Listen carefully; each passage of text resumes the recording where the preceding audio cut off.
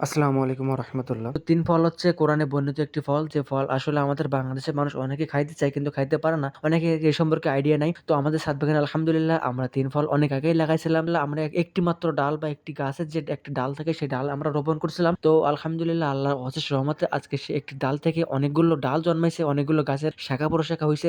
যেই শাখা প্রশাখায় অনেকগুলো ৩ ফল হইছে। আর মানে বছরের যতবারই ফলন দেয় তার ততবারই দ্বিগুণ ফল পাইছি আলহামদুলিল্লাহ। তো ৩ ফল হইলে আমরা তো নিজেরাই খাই এবং পাশে আমরা অনেকের আমাদের আত্মীয়স্বজন যারা আছে বা এলাকাবাসী সবারই খাওয়ানোর চেষ্টা করি। তো আমাদের গাছকে সোজা করে উপরের দিকে তোলার চেষ্টা করতেছি, যেহেতু ছাদ বাগান। তাইলে হয়তো আমাদের পক্ষে গাছগুলো দেখতে আর সুন্দর হবে, আর ফল হলে আরো মাশাআল্লাহ সুন্দর লাগবে। আমরা গাছের গোড়ায় জৈব সার ব্যবহার করি। আমরা প্রাকৃতিকভাবে সবকিছু করতে পছন্দ করি। আর অতটা কীটনাশক আমরা প্রয়োগ করি না। আমরা মাঝে, মাঝে জৈব সার যে কিনতে পাওয়া যায়, যে প্যাকেট সার, জৈব সার রেডিমেড, ওই জৈব সারগুলো ইউজ করি। আর নিজেরা বাসায় যেহেতু আমাদের যে অনেকগুলো ফলের খোলা, তারপরে সবজির যেগুলো বাদ যায় ওগুলো থেকে আমরা জৈব সার হিসেবে ব্যবহার করে থাকি। আর হচ্ছে বিশেষ করে কিছু গাছে মাঝে, মাঝে সময় ছত্রাকজনিত আক্রমণ হয় বা গাছের পাতা নষ্ট হয়ে যেতে পারে। সেই সময় আমরা রাসায়নিক কিছু সার ইউজ করে থাকি বা রাসায়নিক কীটনাশক প্রয়োগ করে থাকি। তো এই নামগুলো আমি বললাম না। যদি কারো প্রয়োজন হয় অবশ্যই আমাদেরকে কমেন্ট বক্সে জানাবেন। আমরা আপনাদেরকে নাম বলে দেওয়ার চেষ্টা করব ইনশাআল্লাহ। আর যদি কারোর ৩ ফল সম্পর্কে কোনো এক্সট্রা কিছু জানার থাকে, বা যদি কারো ৩ ফল গাছের প্রয়োজন হয়,